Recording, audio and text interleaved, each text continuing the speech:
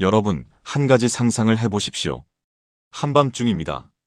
한겨울에 매서운 바람이 창호지를 뚫고 들어오는 어느 밤, 갑자기 배가 아파옵니다. 급합니다. 이불을 걷어차고 벌떡 일어납니다. 그런데 화장실은 집안에 없습니다. 어둠 속을 더듬으며 마당을 가로질러 집 뒤편 가장 구석진 곳까지 걸어가야 합니다. 손에 든 것은 고작 작은 등잔 하나. 맨발에 찬 흙이 닿고 눈이라도 쌓인 날이면 발이 시려 걸음을 옮기기도 힘듭니다. 드디어 도착한 그곳에서 여러분을 맞이하는 것은 땅을 파고 그 위에 나무 널빤지 2개를 걸쳐놓은 구조물입니다. 칸막이도 없고 문도 없거나 겨우 발 하나 쳐놓은 그런 공간. 그 아래로는 어둠 속에서 정체를 알 수 없는 것들이 웅덩이를 이루고 있고 코를 찌르는 악취가 올라옵니다. 겨울이면 그나마 냄새가 덜하지만 여름이면 숨을 쉬기도 어려울 만큼 악취가 진동합니다. 발을 헛디디면 그대로 빠져들 수 있는 문자 그대로 목숨을 건 용변이었습니다. 이것이 과장이라고 생각하십니까? 중국의 역사서 좌전에는 진나라 임금이 뒷간에 빠져 숨졌다는 기록이 실제로 남아 있습니다. 기원전 580년의 일입니다. 당시 뒷간은 밑에 매우 깊은 독을 묻었는데 급한 복통이 일어난 진후가 잘못 발을 디뎌 빠져 죽었다는 것입니다. 한 나라의 군주도 화장실에서 목숨을 잃을 수 있었던 시대, 중세 유럽에서도 비슷한 참사가 있었는데 1184년 신성로마 제국의 귀족들이 회의를 하다가 2층 바닥이 무너져 지하 화장실 배수로에 빠져 최소 60명이 익사했다는 기록이 있습니다. 화장실이라는 공간이 인류 역사에서 얼마나 위험한 곳이었는지를 보여주는 사례입니다. 그렇다면 조선시대 평범한 백성들의 삶은 어떠했을까요? 왕도 화장실 때문에 골머리를 앓았던 시대에 하물며 평민들은 어떤 환경에서 살았을까요? 오늘 이야기는 조선시대 사람들이 가장 기본적인 생리 현상을 해결하기 위해 감수해야 했던, 우리가 상상조차 하지 못했던 세계에 관한 것입니다. 그리고 이 보이지 않는 공간이 어떻게 한 해에 수십만 명의 목숨을 앗아가는 거대한 재앙의 시발점이 되었는지 그 충격적인 연결고리를 하나하나 밝혀보겠습니다. 이번 이야기에 앞서 구독과 좋아요를 눌러주시면 영상 제작에 큰 힘이 됩니다. 여러분의 작은 응원이 이런 역사 이야기를 계속 만들어갈 수 있는 원동력입니다. 조선시대의 화장실은 당시 여러 이름으로 불렸습니다. 관아나 양반가에서는 측간이라 했고 서민들 사이에서는 뒷간이라는 표현이 일반적이었습니다. 공식적으로는 변소라는 한자어도 쓰였습니다. 사찰에서는 근심을 푸는 곳이라는 뜻의 해우소라 했는데 이 이름이야말로 당시 사람들에게 화장실이 어떤 의미였는지를 가장 잘 보여줍니다. 화장실에 가는 것 자체가 근심이었고 그 근심을 풀고 나오는 것이 해우였던 것입니다. 제주도에서는 몽골어에서 유래한 정랑이라는 말을 쓰기도 했고 충청도와 함경도 방언으로는 똥숫간이라 불렀습니다. 이름이 이렇게 다양했다는 것은 그만큼 이 공간이 사람들의 일상에 깊숙이 자리 잡고 있었다는 뜻이기도 합니다. 한국민족문화대백 과사전에 따르면 측간이란 대소변을 배설하는 장소로 이용하기 위해 만든 집이나 시설을 뜻하며 그 용도에 따라 내측, 외측, 중측, 북수, 목방, 세다방 등으로 세분화되어 불렸습니다. 혼자 사용하는 것과 여럿이 동시에 사용하는 것, 남녀가 따로 사용하는 것, 또는 다른 시설과 함께 있는 것 등이 모두 구별되었다는 것입니다. 이것은 조선 사람들이 화장실을 단순한 배설 공간이 아니라 나름의 질서와 체계를 갖춘 생활시설로 인식하고 있었음을 보여줍니다. 그러나 명칭의 다양함과는 별개로 실제 화장실의 환경은 신분에 따라 극심한 차이를 보였습니다. 조선시대 양반가의 화장실과 평민의 화장실 사이에는 하늘과 땅만큼의 격차가 있었습니다. 양반가에서는 나무로 지붕을 얹은 제법 번듯한 별채 형태의 측간을 사용했습니다. 본체에서 적당히 떨어진 곳에 독립된 건물로 지어졌고 안에는 구덩이를 파서 그 위에 걸터 앉을 수 있도록 나무 구조물을 설치했습니다. 구덩이 안에는 큰 독이나 항아리를 묻어 분뇨를 모았는데 이것은 나중에 비료로 사용하기 위한 것이기도 했습니다. 냄새를 줄이기 위해 아궁이에서 나온 재를 뿌리는 방법도 사용했는데 이것은 조선시대 최고의 백과사전이라 할 수 있는 임원경제지에도 기록된 일종의 생활지혜였습니다.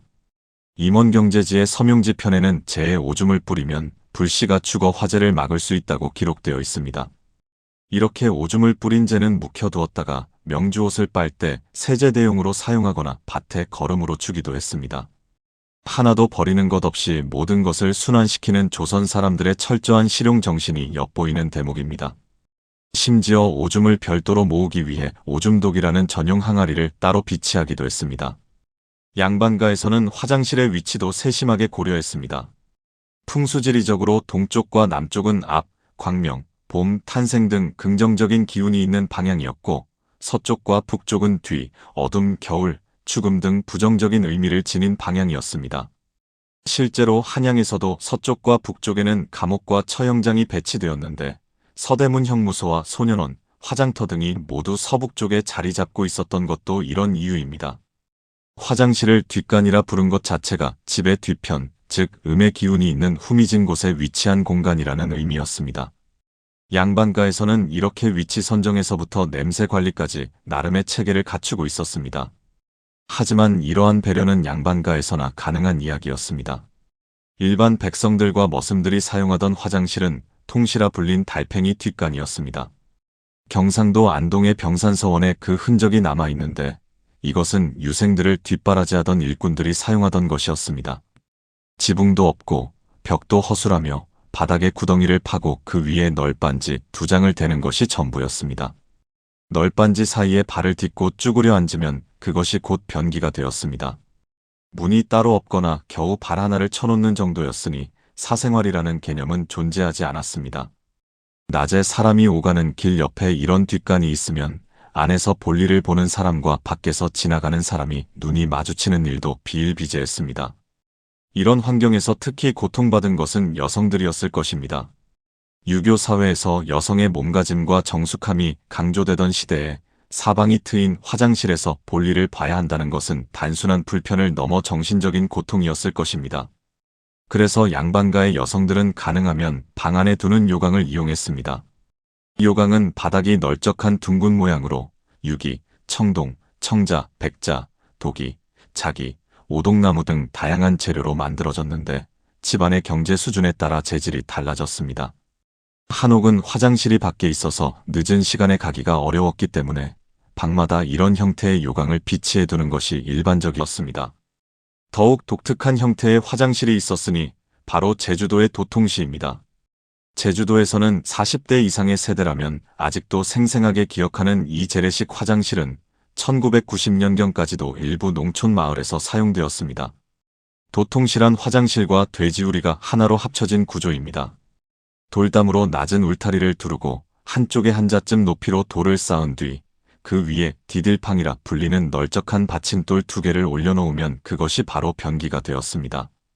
사람이 이 돌 위에 걸터앉아 용변을 보면 아래에서 기다리고 있던 흑돼지가 그것을 받아먹는 구조였습니다.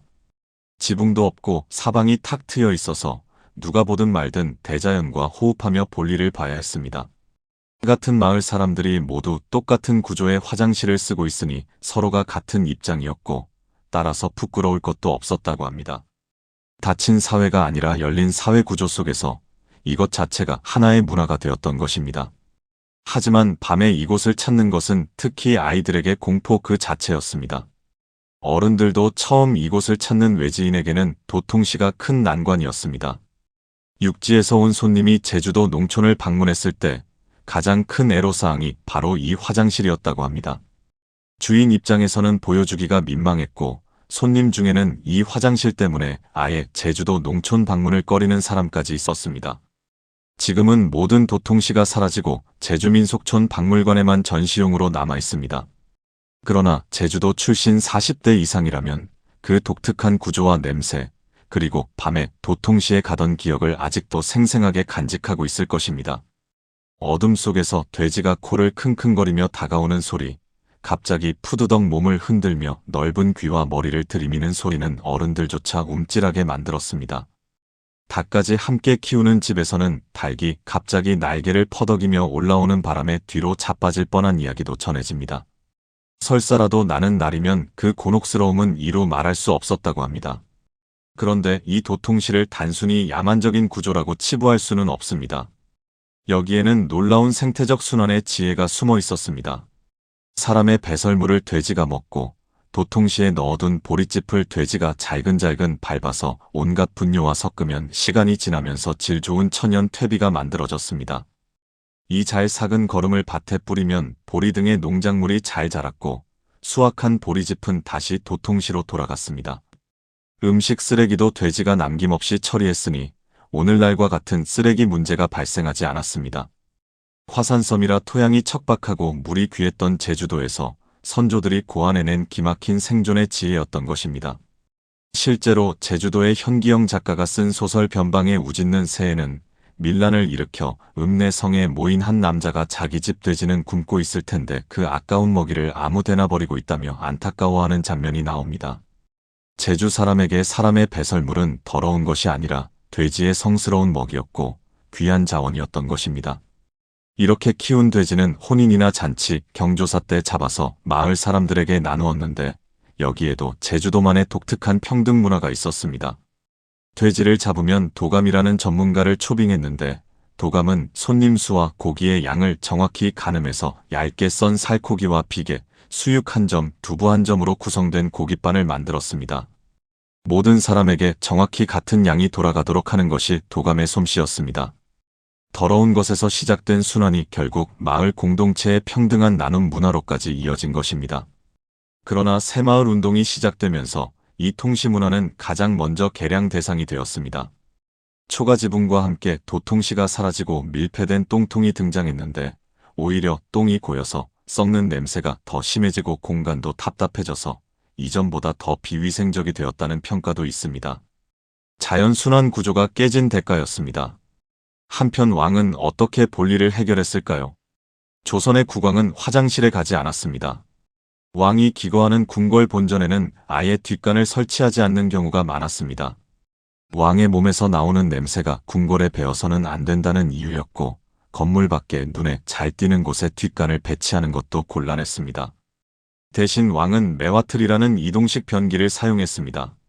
매화틀이란 나무로 만든 틀 위에 앉아 그 아래에 놓인 요강 같은 그릇에 용변을 보는 구조였는데 왕이 용변의 필요를 알리면 내시가 매화틀을 가져왔고 용변이 끝나면 즉시 치웠습니다.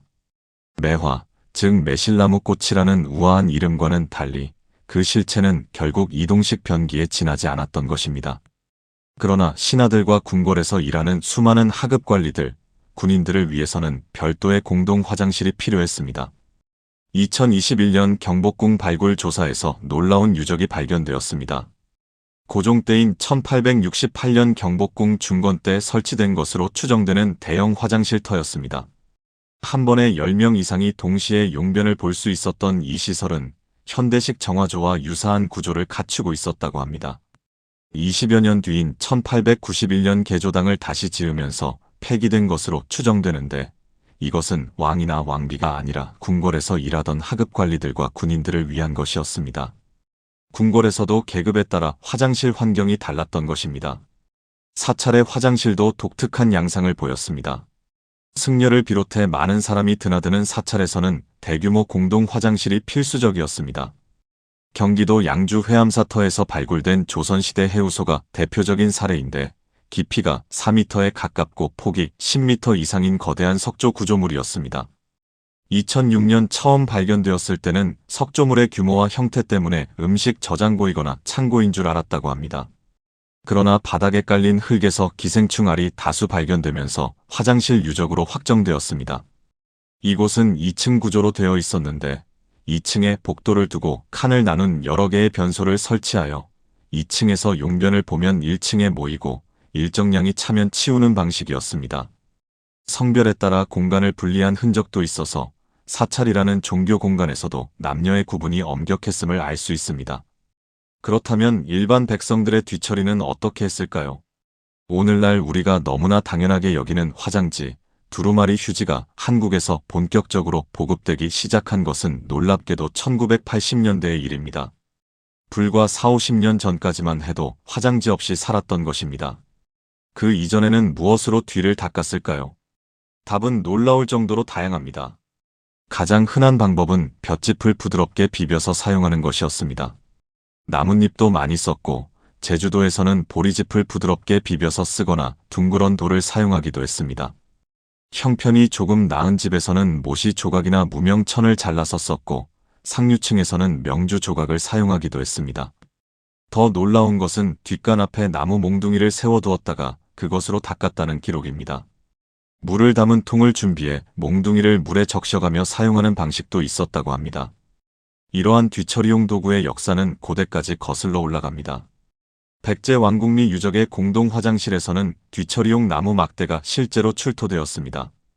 처음에는 명문이 없는 이 나무 막대가 화장실에서 발견된 것을 의아하게 생각했으나 유적의 성격이 밝혀지면서 그 용도가 파악되었습니다. 이것은 오늘날의 화장지 역할을 했던 것으로 종이가 귀하던 시절에는 이 뒤처리용 막대가 필수품이었습니다. 중국 둔왕에서도 기원 전후에 뒤처리용 나무 막대가 출토된 바 있어 이것이 동아시아 전반에서 보편적으로 사용된 방법이었음을 알 수 있습니다.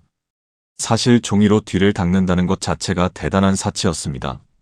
조선시대의 종이는 매우 귀한 물건이었기 때문입니다.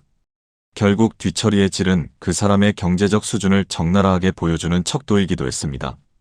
양반은 부드러운 천으로, 서민은 지프로, 가난한 이들은 나뭇잎이나 돌로 해결해야 했습니다. 그리고 이런 불완전한 뒤처리가 위생 상태를 더욱 악화시키는 원인이 되기도 했습니다. 자, 여기서부터가 진짜 무서운 이야기입니다. 조선시대 화장실에서 진정으로 두려운 것은 불편함이나 냄새가 아니었습니다. 그것은 눈에 보이지 않는 적, 바로 기생충과 전염병이었습니다. 이것이야말로 조선 사람들의 목숨을 실질적으로 위협한 가장 치명적인 문제였습니다. 조선시대 농업에서 핵심적인 비료 원료는 바로 인분, 사람의 대변이었습니다. 이것은 동아시아 농업의 가장 큰 특징 가운데 하나로 인분을 비료로 재활용하는 것이 동아시아 지역의 비약적인 농업 생산성 증대를 가져다 주었습니다.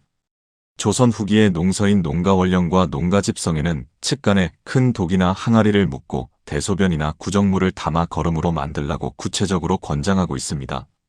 우리 역사넷의 기록에 따르면 17세기 이후 인분에 재를 섞어 논에 시비하는 방법이 널리 퍼지면서 비료의 양이 크게 증가했습니다.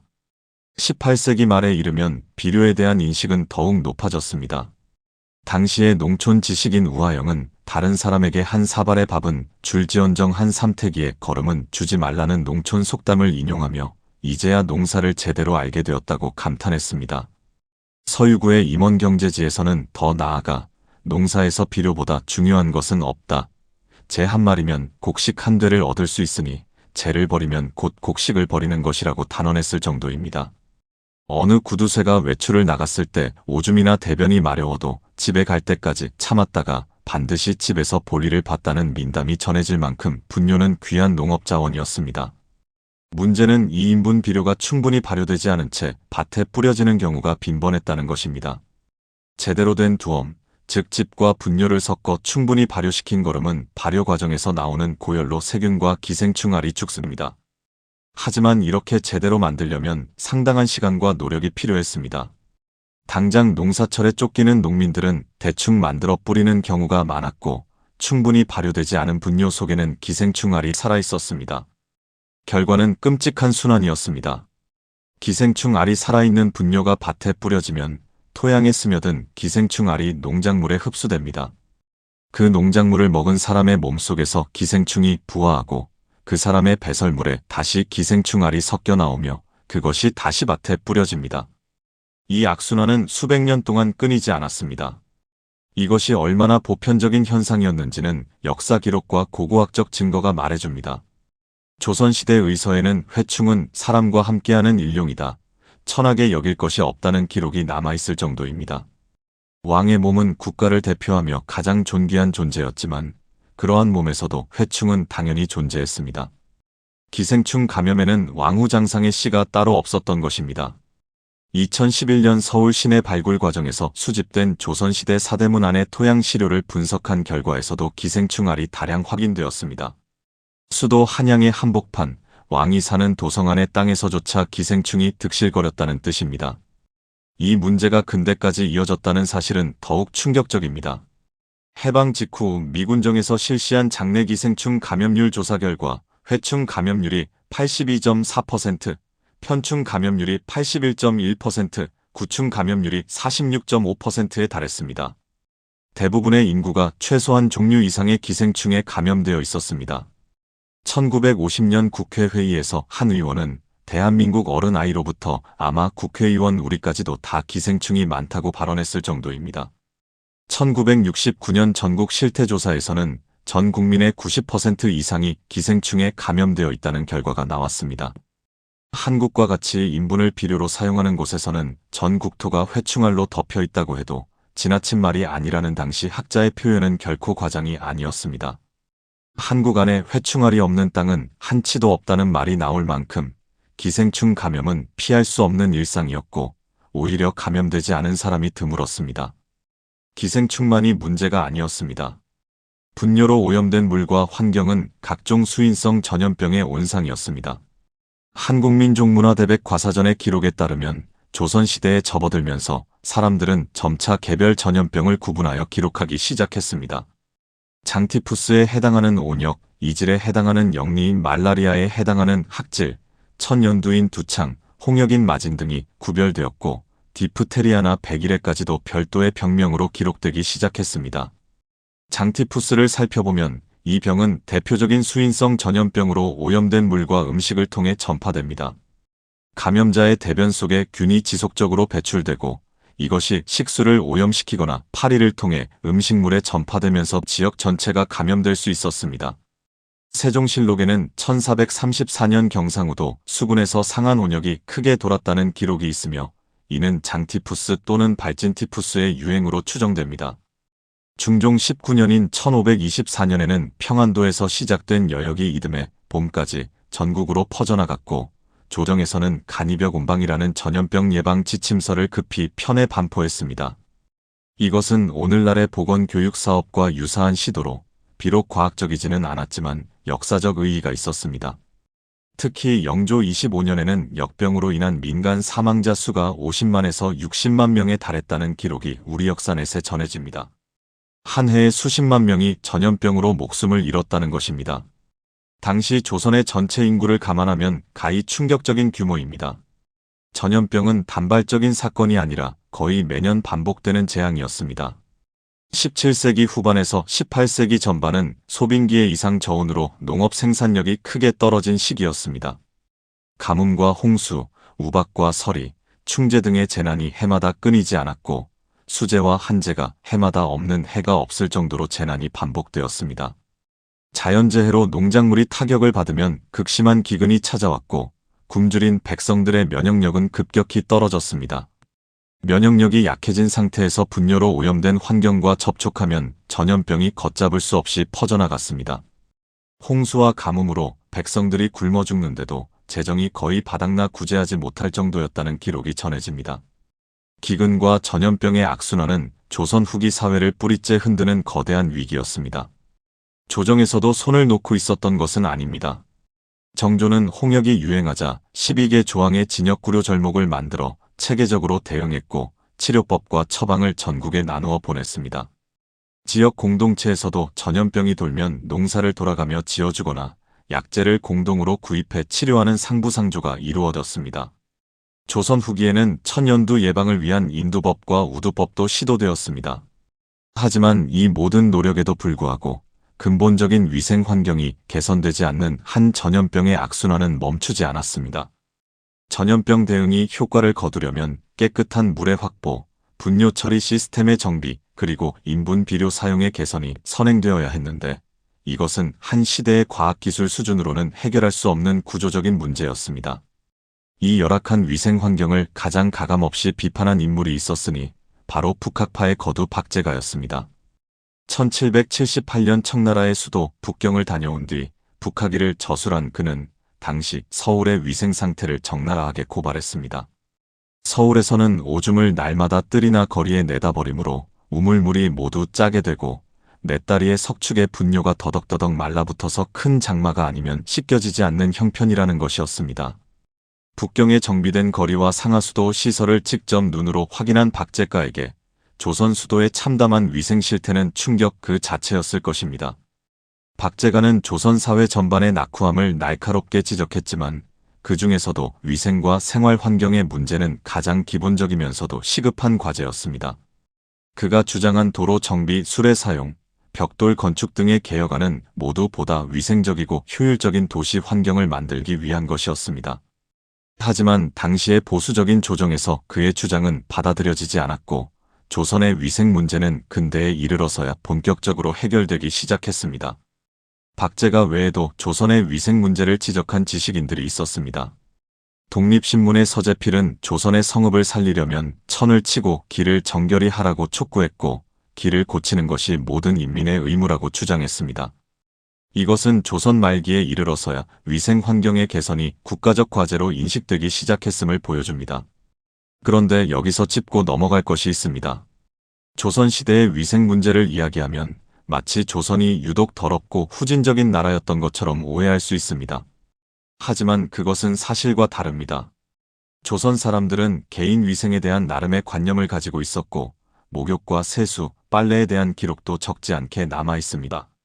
문제는 개인 위생이 아니라 공중위생, 즉 도시 차원의 분뇨 처리 시스템과 상하수도 기반 시설의 부재에 있었습니다. 이것은 기술적, 경제적 한계에서 비롯된 것이지 조선 사람들이 청결에 무관심했기 때문이 아닙니다. 실제로 조선의 양반 문화에서는 몸을 깨끗이 하는 것이 수양의 일부로 여겨졌습니다. 유교적 예법에서 깨끗함은 중요한 덕목이었고 조상에 대한 제사를 지내기 전에는 반드시 목욕제계를 해야 했습니다.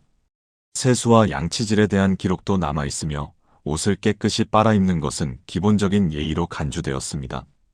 조선 사람들은 더러운 것을 싫어했습니다. 다만 그들에게는 도시 전체의 분뇨를 처리할 기술이 없었을 뿐입니다. 이 점에서 조선의 상황은 같은 시기 유럽의 도시들과 크게 다르지 않았습니다. 런던에서도 템스강이 분뇨로 심각하게 오염되어 1858년 의회가 악취 때문에 문을 닫아야 했던 대학취 사건이 발생했고 이것이 계기가 되어 근대적 하수도 시스템이 구축되기 시작했습니다. 파리에서도 센강의 오염이 심각한 사회 문제였으며 오스만 남작의 대규모 도시 재개발 사업을 통해 비로소 근대적 하수도가 건설되었습니다. 조선이 겪었던 위생 문제는 산업혁명 이전 모든 도시 문명이 공통적으로 직면했던 문제였던 것입니다. 다만 유럽이 19세기 중반부터 근대적 상하수도 시스템을 구축하기 시작한 반면 한반도에서는 이러한 기반 시설의 구축이 일제강점기에 이르러서야 부분적으로 시작되었고 전국적으로 완비된 것은 2000년대 이후의 일입니다. 이 시간적 격차가 조선 후기에서 근대까지 한반도의 위생 환경을 열악하게 만든 주요 원인이었습니다. 또한 주목해야 할 것은 조선시대에도 일부 선진적인 위생시설이 존재했다는 점입니다. 앞서 언급한 신라시대의 수세식 화장실 기술이 완전히 사라진 것은 아니었습니다. 2021년 경복궁에서 발견된 대형 화장실 유구는 정화조와 유사한 구조를 갖추고 있었는데 이것은 19세기 중엽까지도 상당히 발전된 형태의 위생시설이 존재했음을 보여줍니다. 다만 이러한 시설은 궁궐이나 대형 사찰 같은 특수한 공간에만 국한되었고 일반 백성들의 생활 환경까지는 미치지 못했습니다. 결국 조선시대 화장실 문제의 핵심은 기술의 부재가 아니라 기술의 보급이었습니다. 소수의 특권층만이 누릴 수 있었던 위생적인 환경이 전체 국민에게로 확산되기까지 수백 년의 시간이 필요했던 것입니다. 이것은 오늘날에도 여전히 유효한 교훈입니다. 기술이 존재하는 것과 모든 사람이 그 기술의 혜택을 받는 것은 별개의 문제이며 후자를 달성하기 위해서는 사회적, 경제적, 정치적 노력이 뒷받침되어야 한다는 것입니다. 조선시대의 전염병이 가장 극심했던 시기의 참상을 좀 더 구체적으로 살펴보겠습니다. 조선왕조실록에는 전염병 발생에 관한 기록이 수없이 많습니다. 전염병의 발생은 단순히 의학적 문제가 아니라 정치적, 사회적 위기와 밀접하게 연결되어 있었습니다. 전염병이 돌면 농사를 짓지 못하게 되고 조세 수입이 줄어들며 군사력이 약화되고 민심이 동요했습니다. 조선의 군주들이 전염병 대응에 그토록 신경을 썼던 것은 전염병이 왕조의 존립 자체를 위협하는 심각한 문제였기 때문입니다. 중종 때인 1524년의 대역병은 그 규모와 참혹함에서 특히 주목할 만합니다. 그해 7월 평안도에서 시작된 여역은 이듬해 봄까지 충청도, 함경도, 경기도, 강원도로 퍼져나갔습니다.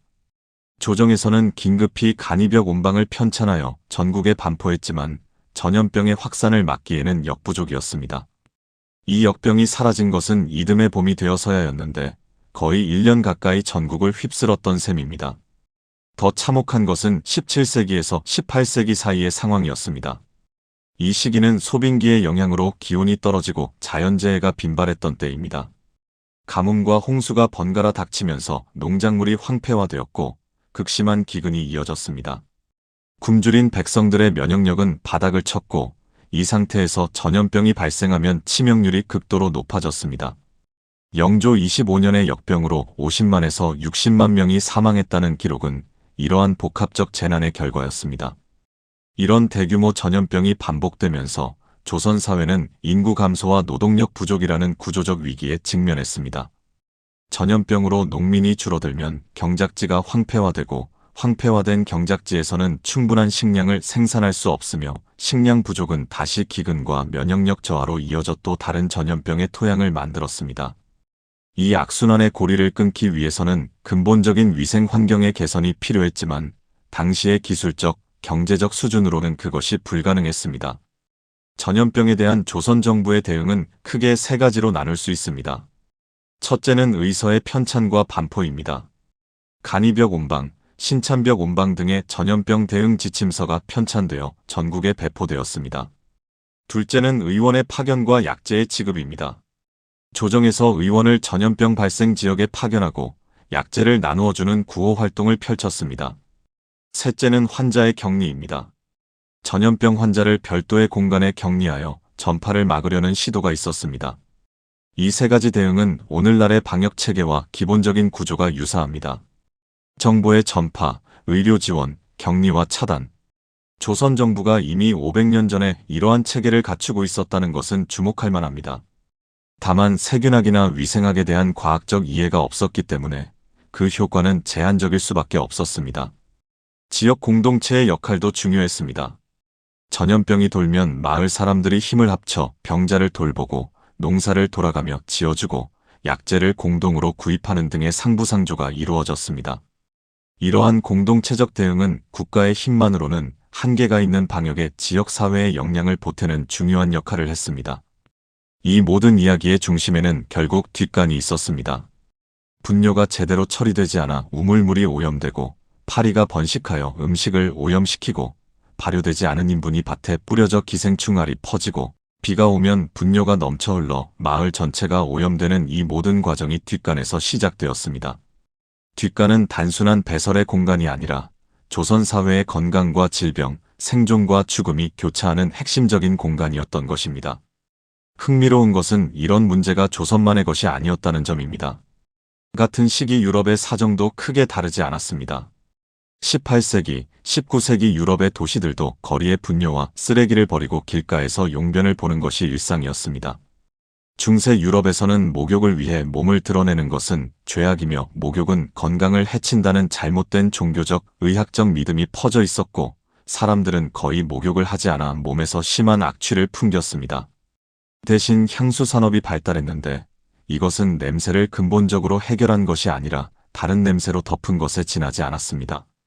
당시 유럽의 도시는 온통 악취와 오물로 가득했으며 콜레라와 패스트 같은 전염병이 수백만 명의 목숨을 앗아갔습니다. 동서양을 막론하고 인류가 배설물과의 전쟁에서 승리하기 시작한 것은 근대 이후의 일이었습니다. 상하수도 시설의 구축, 수세식 화장실의 보급, 화학 비료의 등장, 그리고 근대 위생학과 세균학의 발달이 있고 나서야 비로소 인간은 자신의 배설물이 만들어내는 치명적인 위험에서 벗어날 수 있었습니다. 다시 조선으로 돌아옵시다. 화장실 문제는 해충과도 밀접하게 연결되어 있었습니다. 뒷간은 파리가 번식하기에 최적의 환경이었습니다. 파리는 분뇨에 앉았다가 음식물에 앉으며 장티푸스균을 비롯한 각종 병원균을 옮기는 핵심 매개체였습니다. 바퀴벌레 역시 장티푸스균을 전파하는 역할을 했습니다. 여름철에는 고온으로 분뇨의 부패가 빠르게 진행되면서 냄새와 함께 해충의 번식이 폭발적으로 늘어났습니다. 밀집된 마을에서는 여러 가구의 뒷간이 가까이 모여 있었기 때문에 한 집에서 발생한 문제가 순식간에 마을 전체로 퍼져나갔습니다. 비가 오면 상황은 더욱 악화되었습니다.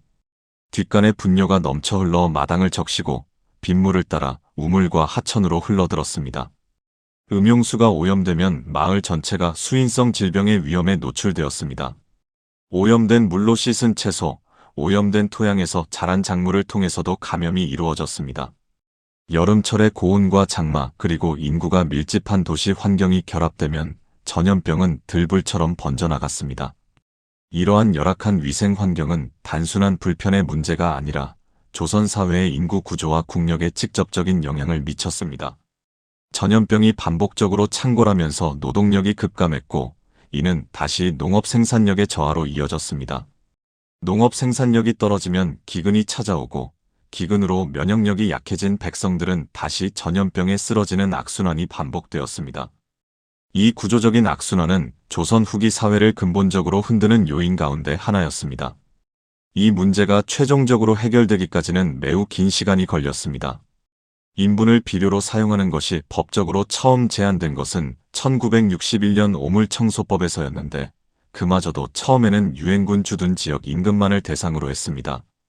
인분 대신 화학 비료가 본격적으로 보급된 것은 1960년대 이후의 일이며, 전국적인 기생충 박멸 사업이 시작된 것은 1966년 기생충질환 예방법이 제정되고 한국기생충박멸협회가 설립된 이후부터입니다. 광범위한 검진과 투약 사업이 본격화된 1970년대에 들어서야 회충 감염률은 40%가량으로 낮아졌습니다. 생각해보면 놀라운 변화입니다. 대한민국이 전 국민의 90%가 기생충에 감염되어 있던 나라에서 세계 최고 수준의 위생 환경을 갖춘 나라로 변모하기까지 불과 반세기가 걸리지 않았습니다. 1980년대 서울 아시안게임과 올림픽을 계기로 수세식 화장실 보급이 가속화되었고, 1990년 전체 가구의 수세식과 재래식 비율이 51대 48이었던 것이 1995년에는 75대 24로, 2000년에는 87대 11로, 2015년에는 98대 1로 변했습니다. 수백 년 동안 수많은 사람의 목숨을 앗아가고 한 나라의 국력을 좀먹던 문제가 불과 몇십 년 만에 해결된 것입니다. 이것은 단순히 화장실이 깨끗해진 이야기가 아닙니다. 한 사회가 가장 기본적인 위생 환경을 개선하기 위해 수백 년에 걸쳐 겪어야 했던 고통과 그것을 근대 이후 급격하게 극복한 놀라운 변화의 역사입니다. 다시 처음의 장면으로 돌아가 봅시다. 한겨울밤, 배를 움켜쥐고 어둠 속을 걸어 뒷간으로 향하는 조선의 한 백성. 그가 감수해야 했던 것은 단순한 추위와 불편만이 아니었습니다. 발밑에 어둠 속에 도사린 물리적 위험, 눈에 보이지 않는 기생충과 병원균, 그리고 그것이 가족과 마을 전체에 퍼뜨리는 질병의 공포. 뒷간에서 볼일을 보고 지프로 뒤를 닫고 씻지 못한 손으로 밥을 짓고 발효되지 않은 분뇨가 뿌려진 밭에서 채소를 뽑아먹는 일상. 그 모든 것이 하나에 보이지 않는 공간, 뒷간에서 시작되어 삶 전체를 관통하고 있었습니다. 오늘날 우리가 아무 생각 없이 버튼 하나로 물을 내리는 그 순간, 그 뒤에는 셀 수 없이 많은 사람들의 고통과 죽음, 그리고 더 나은 삶을 향한 끈질긴 노력이 숨어 있습니다. 보이지 않는 곳이기에 우리는 쉽게 잊습니다. 하지만 그 보이지 않는 공간이야말로 한 시대의 삶의 수준을 가장 정직하게 보여주는 거울이었습니다. 화려한 궁궐의 이면에, 아름다운 한복의 뒤편에, 그리고 우아한 유교 문화의 그늘에 숨겨져 있던 이 날것의 현실. 프랑스의 데무노 빅토르 위고는 인류의 역사는 화장실의 역사라고 말했습니다. 조선시대 뒷간이 우리에게 전하는 이야기야말로 인간의 가장 기본적인 존엄이 얼마나 소중한 것인지를 새삼 깨닫게 해줍니다. 지금 이 순간에도 전 세계 인구의 약 40%는 제대로 된 화장실 없이 살아가고 있습니다. 조선시대 뒷간의 교훈은 아직 과거의 이야기로만 끝나지 않았습니다. 그런데 여기서 한 가지 더 깊이 들어가 보겠습니다. 조선시대 화장실 문화가 남긴 흔적은 우리의 언어 속에도 고스란히 남아 있습니다. 우리가 흔히 쓰는 골로 간다는 표현이 있습니다. 이것은 한양의 서쪽에 있던 고태골이라는 처형장에서 유래한 말인데, 죽음과 관련된 공간이 서쪽과 북쪽에 배치되었던 것은 화장실의 위치 선정과도 같은 맥락입니다. 뒷간이라는 말 자체가 집의 뒤편, 즉 음의 기운이 있는 곳에 위치한다는 의미였으며, 이것은 유교적 세계관에서 깨끗함과 더러움, 양과 음의 구분이 공간 배치에까지 적용되었음을 보여줍니다. 또한 조선시대에는 화장실의 냄새로 그 집의 경제적 수준을 짐작할 수 있었다는 흥미로운 이야기도 전해집니다. 육식을 많이 하면 암모니아의 농도가 짙어져 냄새가 심해지기 때문에 부잣집의 뒷간은 냄새가 유독 지독했고, 가난한 서민집은 상대적으로 덜했다는 것입니다. 뒷간의 냄새가 부의 척도가 되었다니 오늘날의 관점에서 보면 역설적이기 그지없습니다. 이제 조선시대 화장실 문화가 당시 사회 구조와 어떻게 맞물려 있었는지를 좀 더 세밀하게 살펴보겠습니다.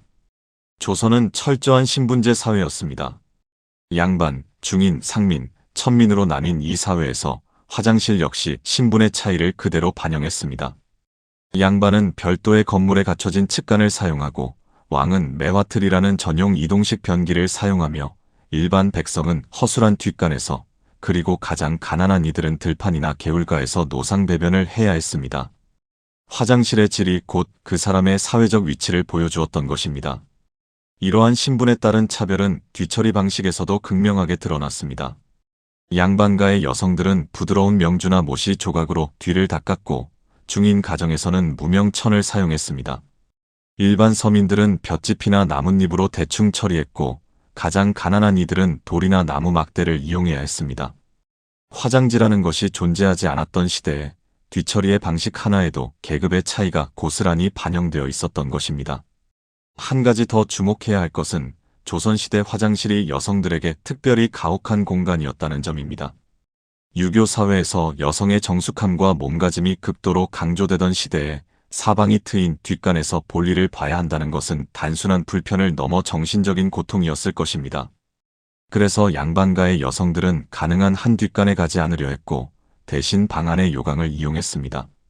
밤중에 뒷간에 가는 것은 특히 위험했는데 어둠 속에서 넘어지거나 해충에 물리는 것은 물론이고 야생동물이나 도적과 마주칠 위험까지 있었습니다. 실제로 야간에 뒷간에 가는 것을 꺼려해서 밤새 참다가 건강을 해치는 경우도 적지 않았을 것으로 추정됩니다. 요강도 만만치 않은 문제를 수반했습니다. 요강에 모인 소변과 대변은 아침마다 처리해야 했는데 이 일은 대개 여성이나 하인의 몫이었습니다. 한겨울에 요강의 내용물이 얼어붙어 처리하기 어려운 경우도 있었고 여름에는 방 안에서 악취가 진동하는 문제가 있었습니다. 한옥의 구조상 환기가 잘 되지 않는 밀폐된 공간에서 요강을 사용하는 것은 위생적으로도 바람직하지 않았지만 다른 대안이 없었습니다. 이제 한 발 더 나아가 조선시대 도시의 위생 문제를 살펴보겠습니다. 한양, 즉 오늘날의 서울은 조선의 수도로서 수십만 명의 인구가 밀집해 살았습니다. 이 거대한 도시에서 수십만 명이 매일 배출하는 분뇨를 처리하는 것은 엄청난 과제였습니다. 앞서 박제가의 증언에서 보았듯이 서울거리에는 분뇨가 널려 있었고 개천에는 오물이 흘러넘쳤습니다. 특히 청계천은 도성 안의 하수를 모아 흘려보내는 역할을 했는데 인구가 늘어나면서 이 하천의 오염은 갈수록 심해졌습니다. 비가 오면 거리의 분뇨와 쓰레기가 빗물에 휩쓸려 청계천으로 흘러들었고 하류에 사는 사람들은 이 오염된 물을 생활용수로 사용해야 했습니다. 우물물조차 짜게 변했다는 박제가의 기록은 지하수까지 오염되었음을 시사합니다. 이러한 환경에서 수인성 전염병이 반복적으로 발생한 것은 어쩌면 당연한 결과였습니다. 조선 정부도 이 문제를 인식하고 있었습니다. 청계천의 준설 사업이 여러 차례 시행되었고 거리의 청소를 담당하는 관리도 배치되었습니다. 하지만 근본적인 상하수도 시스템 없이는 문제를 해결할 수 없었습니다. 분뇨를 체계적으로 수거하여 처리하는 시스템도 깨끗한 수돗물을 공급하는 시스템도 없었기 때문입니다. 이것은 당시 동아시아 도시들의 공통된 문제이기도 했습니다. 중국의 북경이나 일본의 에도 역시 비슷한 문제에 직면해 있었습니다. 다만 일본의 에도에서는 분뇨를 전문적으로 수거하여 농촌의 비료로 판매하는 체계적인 시스템이 발달해 있었는데 이것이 도시의 위생 환경을 상대적으로 양호하게 유지하는 데 기여했다고 알려져 있습니다. 분뇨에도 가격이 매겨졌고 신분이 높은 사람의 분뇨는 더 비싸게 거래되었다는 기록이 있습니다. 음식을 잘 먹는 부유층의 분뇨가 영양분이 더 풍부하다고 여겨졌기 때문입니다. 조선에서도 분뇨의 수거와 운반이 이루어졌지만 에도만큼 체계적이지는 않았습니다. 도성 안의 분뇨는 주로 농민들이 직접 수거해 가거나 분뇨 수거를 전문으로 하는 사람들이 운반했습니다. 하지만 이 과정에서 분뇨가 거리에 흘리거나 운반 도중 악취를 풍기는 문제는 피할 수 없었습니다. 조선시대 화장실 문화에서 한 가지 더 흥미로운 것은 분뇨와 관련된 다양한 민간 의술과 속신이 존재했다는 점입니다. 동의보감을 비롯한 조선의 의서에는 인분을 약재로 사용하는 처방이 등장하기도 합니다. 물론 이것은 현대의학의 관점에서 보면 위험한 행위였지만 당시 사람들에게 인체의 배설물은 단순한 폐기물이 아니라 일종의 자연의 순환물로 인식되었습니다. 모든 것은 자연에서 왔다가 자연으로 돌아간다는 동양적 세계관이 배설물에 대한 인식에도 반영되어 있었던 것입니다. 이러한 인식은 양면성을 가지고 있었습니다. 한편으로는 분뇨를 비료로 재활용하는 실용적인 지혜로 이어졌지만 다른 한편으로는 위생에 대한 경각심을 약화시키는 결과를 낳기도 했습니다. 회충을 사람과 함께하는 일용이라고 여기며 제거하지 않았던 것이 대표적인 예입니다. 기생충 감염이 너무나 보편적이어서 감염되지 않은 사람이 오히려 이상하게 여겨지는 사회에서 기생충 박멸의 필요성을 인식하기란 쉽지 않았을 것입니다. 이 점에서 근대 이후의 기생충 박멸 사업은 단순한 의료 사업이 아니라 수백 년에 걸친 인식의 전환을 수반하는 거대한 사회 변혁이었다고 할 수 있습니다. 1950년대까지 한국인에게 회충은 삶의 일부였고 인체 생리를 조절하는 존재로까지 여겨졌습니다. 이러한 인식을 바꾸고 전 국민적인 기생충 박멸 운동을 전개하기까지는 의료 전문가들과 정부 관계자들의 끈질긴 노력이 필요했습니다. 조선시대 화장실의 역사는 결국 인간의 존엄에 관한 이야기입니다. 가장 사적이고 가장 기본적인 생리 현상을 해결하는 공간이 얼마나 중요한지, 그리고 그 공간의 질이 어떻게 한 사회 전체의 건강과 존속에 영향을 미치는지를 보여줍니다. 오늘날 대한민국의 공중화장실은 세계적으로도 깨끗하기로 유명합니다. 비데가 설치된 화장실, 자동 세정 시스템, 그리고 다양한 편의 시설을 갖춘 현대식 화장실은 불과 100여 년 전 조선의 뒷간과는 완전히 다른 세계입니다. 하지만 이 변화가 하루아침에 이루어진 것이 아님을, 그리고 그 과정에 얼마나 많은 고통과 희생이 있었는지를 우리는 기억해야 합니다. 신라 시대에는 이미 석조수세식 화장실의 기술이 존재했습니다. 경주 동궁과 월지에서 발견된 수세식 화장실 유구는 화장실 건물 내에 변기시설과 오물 배수 시설이 함께 갖춰진 한국사 최초의 복합 변기형 석조 구조물이었습니다. 판석형 석조물에 앉으면 그 아래의 타원형 구멍을 통해 오물이 암거로 배출되었고 수십 미터에 달하는 화강암 배수로가 이를 처리했습니다. 7세기경 신라인들이 이런 수준의 수세식 화장실을 광범위하게 사용했다는 것은 놀라운 사실입니다. 그러나 이 기술은 신라 멸망 이후 한동안 사라진 것으로 여겨져 왔습니다. 2021년 경복궁에서 발견된 수세식 화장실 유구가 기술 전승이 계속 이어져 왔음을 보여주기는 했지만 그것은 궁궐이라는 특수한 공간에서의 일이었습니다. 일반 백성들의 삶에서 수세식 화장실은 여전히 상상할 수 없는 사치였습니다. 신라 시대에 한 번 도달했던 위생 기술의 수준이 일반 대중에게까지 보급되기까지는 1000년 이상의 세월이 더 필요했던 것입니다. 이 사실은 기술의 발전이 반드시 직선적이지 않다는 것, 그리고 기술이 존재하더라도 그것이 사회 전체에 보급되기까지는 경제적, 문화적, 정치적 조건이 갖추어져야 한다는 것을 일깨워줍니다.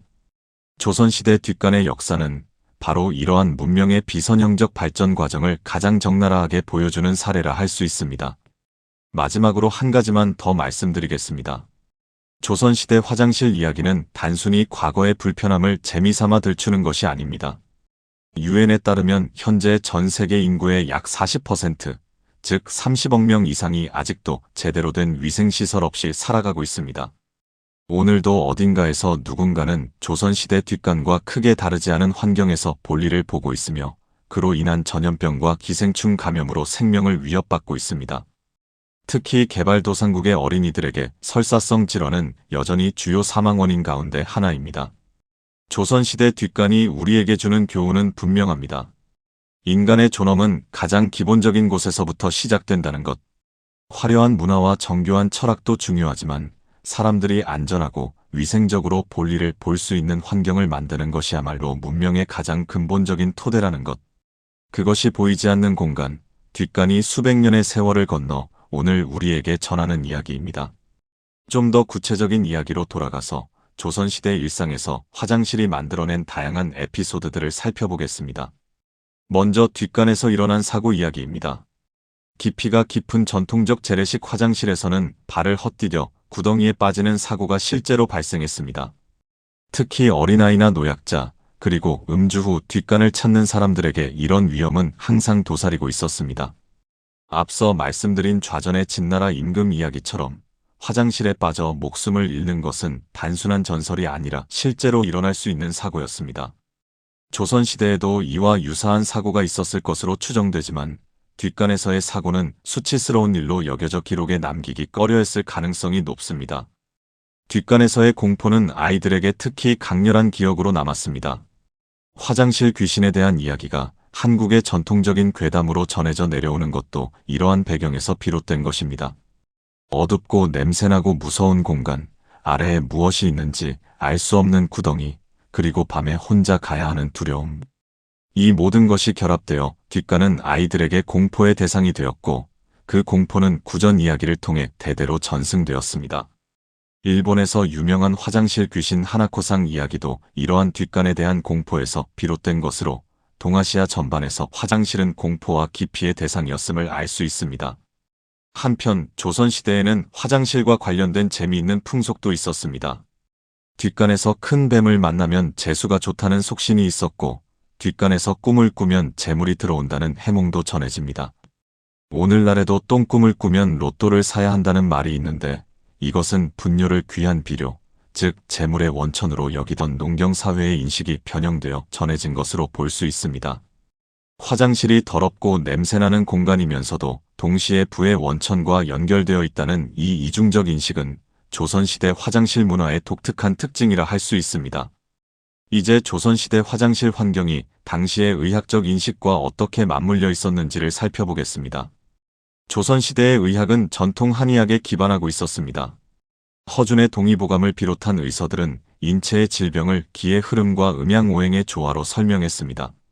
이러한 의학적 틀에서는 세균이나 기생충이라는 개념이 존재하지 않았기 때문에 분뇨와 질병 사이의 직접적인 인과관계를 이해하기 어려웠습니다. 물론 경험적으로는 오염된 환경이 질병을 유발한다는 것을 어렴풋이 인식하고 있었습니다. 이질이나 장티푸스 같은 수인성 질병이 여름철에 특히 많이 발생한다는 것, 비가 온 뒤에 전염병이 퍼진다는 것, 분뇨가 넘쳐 흐르는 곳 근처에서 병이 많다는 것 등은 경험적으로 알려져 있었습니다. 하지만 그 원인을 나쁜 기운, 즉 장기나 온역으로 설명했기 때문에 근본적인 해결책인 위생환경 개선에는 이르지 못했습니다.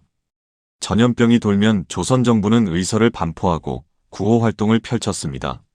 의원들이 파견되어 약을 나누어 주기도 했고 병자를 격리하는 조치도 취해졌습니다. 하지만 이 모든 것은 이미 발생한 전염병에 대한 사후 대응이었지 전염병의 근본 원인인 열악한 위생 환경을 개선하려는 시도는 아니었습니다. 이것은 조선만의 한계가 아니었습니다. 세균학이 발달하기 전까지 전 세계 어디에서도 전염병의 진정한 원인을 이해하지 못했습니다. 유럽에서도 전염병의 원인을 나쁜 공기, 즉 미아즈마에서 찾았으며 오염된 물이 콜레라의 원인이라는 것이 밝혀진 것은 1854년 영국의 존 스노의 연구 이후의 일입니다. 파스테르와 코흐에 의해 세균학이 확립된 것은 19세기 후반이며 이때부터 비로소 위생과 질병 사이의 과학적 인과관계가 정립되기 시작했습니다. 이러한 의학적 발전이 한반도에 본격적으로 소개된 것은 구한말과 일제강점기의 일이었습니다. 근대의학의 도입과 함께 기생충의 생활사가 밝혀지고 인분 비료와 기생충 감염 사이의 관계가 과학적으로 규명되었습니다. 그러나 과학적 지식이 있다고 해서 곧바로 문제가 해결되지는 않았습니다. 일제강점기의 기생충학자들은 부숙을 통해 충난을 사멸시킨 인분 비료를 만드는 방법을 개발했지만 실제 현장에는 성공적으로 적용되지 못했습니다. 화학 비료의 공급이 안정적이지 않았기 때문에 1960년대 전반까지 많은 농민들이 여전히 인분 비료에 의존했습니다. 그러다 1957년 미군에 납품하기 위한 청정 채소 재배가 시작되면서 변화의 물꼬가 트이기 시작했습니다. 청정 채소란 인분 비료를 사용하지 않고 화학 비료만으로 재배한 채소를 말하는 것이었습니다. 처음에는 미군과 소수 외국인 전용 음식점에만 공급되던 이 청정 채소가 1968년부터 일반 시장에도 유통되기 시작했습니다. 이것은 단순한 농업 기술의 변화가 아니라 수천 년 이어져 온 인분 비료 중심의 농업 문화가 근본적으로 전환되는 역사적인 순간이었습니다. 1961년 제정된 오물청소법에서 인분 비료 사용이 법적으로 처음 제한되었고 1966년에는 기생충 질환 예방법이 제정되어 전국적인 기생충 박멸 사업이 시작되었습니다. 학교에서 정기적으로 기생충 검사가 실시되었고 양성 반응이 나오면 구충제를 복용했습니다. 이 사업은 놀라운 성과를 거두어 90%가 넘던 기생충 감염률을 수퍼센트 이하로 떨어뜨리는 데 성공했습니다. 이것은 대한민국 공중보건 역사에서 가장 위대한 성취 가운데 하나로 꼽힙니다. 화장실의 변화도 극적이었습니다. 1970년대까지만 해도 대부분의 가정에서 재래식 화장실을 사용하고 있었으나 1980년대의 아시안게임과 올림픽을 계기로 수세식 화장실 보급이 가속화되었습니다. 도시에서는 아파트 건설 붐과 함께 수세식 화장실이 표준이 되었고 농촌에서도 새마을 운동과 함께 화장실 개량 사업이 추진되었습니다. 1990년에는 수세식과 재래식의 비율이 거의 반반이 되었고 그 이후 재래식 화장실의 비율은 급격히 줄어들어 2000년에는 12%, 2015년에는 1%로 거의 사라졌습니다. 이 변화의 속도는 세계적으로도 유례를 찾기 힘든 것이었습니다. 불과 30년 만에 재래식 화장실에서 세계 최고 수준의 위생시설로 전환한 것입니다. 오늘날 한국의 공중화장실은 비데, 온수세정, 자동감지 조명, 공기정화 시스템까지 갖추고 있어 외국인 관광객들이 감탄하는 대상이 되었습니다. 조선시대 뒷간에서 2세기의 하이테크 화장실까지 그 사이에는 불과 100여 년이라는 시간밖에 없습니다. 그러나 우리가 잊지 말아야 할 것이 있습니다. 이 놀라운 변화는 저절로 일어난 것이 아닙니다. 수많은 의료인들의 헌신, 정부의 정책적 노력, 그리고 무엇보다 한 사람 한 사람의 위생의식 변화가 결합되어야 가능한 일이었습니다. 학교에서 손 씻기를 가르치고 마을마다 화장실 개량 사업을 벌이고 인분 비료 대신 화학 비료를 보급하는 이 모든 작은 노력들이 모여 기적 같은 변화를 만들어낸 것입니다. 다시 한번 처음의 장면을 떠올려 봅시다. 한겨울밤 배를 움켜쥐고 어둠 속을 걸어 뒷간으로 향하는 조선의 백성. 그의 발 아래에는 차가운 흙과 어둠이 있었고 코앞에는 악취와 위험이 기다리고 있었습니다. 그리고 그가 모르는 사이 눈에 보이지 않는 미세한 기생충 알과 병원균이 그의 삶을 위협하고 있었습니다. 이 모든 것을 감수하면서도 조선 사람들은 삶을 이어갔습니다. 재를 뿌려 냄새를 줄이고 분뇨를 모아 거름을 만들고 전염병이 돌면 서로 돕고 의서를 나누어 보며 치료법을 공유했습니다. 그것이 비록 근본적인 해결책은 아니었지만 그 시대가 할 수 있는 최선이었습니다. 우리가 오늘 편안하게 앉아 버튼 하나로 모든 것을 처리할 수 있게 된 것은 바로 그들의 고통과 인내 위에 쌓아 올린 문명의 성과입니다. 화려한 궁궐의 이면에, 아름다운 한복의 뒤편에, 그리고 우아한 유교 문화의 그늘에 숨겨져 있던 이 날것의 현실을 직시할 때 비로소 우리는 역사의 온전한 모습을 볼 수 있습니다. 프랑스의 데무노 빅토르 위고는 인류의 역사는 화장실의 역사라고 말했습니다. 인간이 공동체를 이루어 살 때 비로소 화장실이 필요해지고 그 화장실을 어떻게 만들고 관리하느냐가 그 문명의 수준을 결정짓습니다. 조선시대 뒷간에서 오늘날의 하이테크 화장실까지 그 긴 여정은 인간이 자신의 가장 기본적인 필요를 어떻게 해결해왔는가에 대한 웃기면서도 눈물겨운 대서사시입니다. 보이지 않는 공간에 숨겨진 역사, 그 속에 담긴 수백 년의 삶과 죽음, 고통과 지혜, 그리고 변화의 이야기. 이것이 조선시대 뒷간이 오늘 우리에게 전하는 메시지입니다. 시청해주셔서 감사합니다. 잠깐, 아직 끝나지 않았습니다. 여기서 한 가지 더 이야기하고 싶은 것이 있습니다. 지금까지 우리는 조선시대 뒷간의 구조와 위생 문제, 그리고 그것이 사회에 미친 영향을 살펴보았는데 화장실이 만들어낸 또 다른 사회적 현상이 있습니다. 바로 분뇨를 둘러싼 경제활동입니다. 앞서 말씀드린 것처럼 조선 후기에 이르면 분뇨는 매우 귀한 농업자원이었습니다. 다른 사람에게 밥 한 사발은 줄지언정 거름 한 삼태기는 주지 말라는 속담이 있을 정도였으니 분뇨의 경제적 가치는 상당했습니다. 이러한 환경에서 분뇨를 수거하고 운반하는 것은 하나의 직업이 되었습니다. 특히 도시에서는 인구가 밀집해 있어 분뇨의 양이 많았고 이것을 농촌으로 운반하여 비료로 판매하는 사업이 존재했습니다. 한양에서는 뒷간의 분뇨를 수거하여 도성 밖의 농경지로 운반하는 일을 전문적으로 하는 사람들이 있었습니다. 이들은 분뇨를 지게에 치거나 수레에 실어 운반했는데 운반 도중거리에 분뇨가 흘러내리거나 악취를 풍기는 것은 불가피한 일이었습니다. 오늘날의 관점에서 보면 상상하기 어려운 풍경이지만 당시에는 이것이 도시 생활의 일상적인 풍경이었습니다. 분뇨의 경제적 가치가 높아지면서 때로는 분뇨를 둘러싼 분쟁이 발생하기도 했습니다. 누구의 뒷간에서 나온 분뇨를 누가 가져갈 것인지, 운반 비용은 어떻게 산정할 것인지 등을 둘러싼 다툼이 있었습니다. 이것은 분뇨가 단순한 폐기물이 아니라 경제적 거래의 대상이 되었음을 보여주는 사례입니다. 비슷한 시기 일본 에도에서는 이러한 분뇨 경제가 더욱 체계적으로 발달해 있었습니다. 에도에서는 분뇨를 수거하는 업자들이 조직적으로 활동했고 분뇨의 종류와 질에 따라 가격이 다르게 매겨졌습니다. 무사나 상류층의 분뇨는 음식을 잘 먹기 때문에 영양분이 풍부하다고 여겨져 더 비싸게 거래되었고 하층민의 분뇨는 상대적으로 저렴했습니다. 심지어 한 건물의 화장실에서 나오는 분뇨를 누가 가져갈 권리가 있는지를 놓고 소송이 벌어진 사례도 있었다고 합니다. 분뇨가 법적 분쟁의 대상이 되었다는 것은 그것의 경제적 가치가 얼마나 높았는지를 단적으로 보여줍니다. 조선에서도 이와 유사한 분뇨 거래가 이루어졌을 것으로 추정되지만 에도만큼 체계적이었는지는 확인하기 어렵습니다. 다만 분뇨를 귀한 자원으로 인식했다는 점에서는 동일했습니다. 이러한 인식은 때로 기이한 행동으로 이어지기도 했는데 앞서 소개한 외출 중에도 참았다가 반드시 집에 와서 볼일을 본 구두쇠 이야기가 대표적입니다. 자기 집 뒷간에 분뇨를 모아야 거름으로 쓸 수 있기 때문에 다른 곳에서 볼일을 보는 것은 곧 재산의 유출이라고 생각했던 것입니다. 이런 이야기를 듣고 있으면 분뇨에 대한 당시 사람들의 인식이 오늘날과는 근본적으로 달랐음을 알 수 있습니다. 오늘날 우리에게 분뇨는 하루빨리 눈앞에서 치워야 할 더러운 것이지만 조선시대 사람들에게 분뇨는 삶의 일부이자 생존을 위해 반드시 필요한 자원이었습니다. 이 인식의 차이가 만들어낸 문화적 풍경은 오늘날의 우리가 결코 경험할 수 없는 완전히 다른 세계였습니다. 그리고 이 분뇨 중심의 농업순환 시스템은 환경적인 관점에서 보면 오히려 지속 가능한 측면이 있었다는 점도 지적해야 합니다. 분뇨를 비료로 재활용하는 것은 유기물의 순환을 유지하고 토양의 비옥도를 보존하는 데 기여했습니다.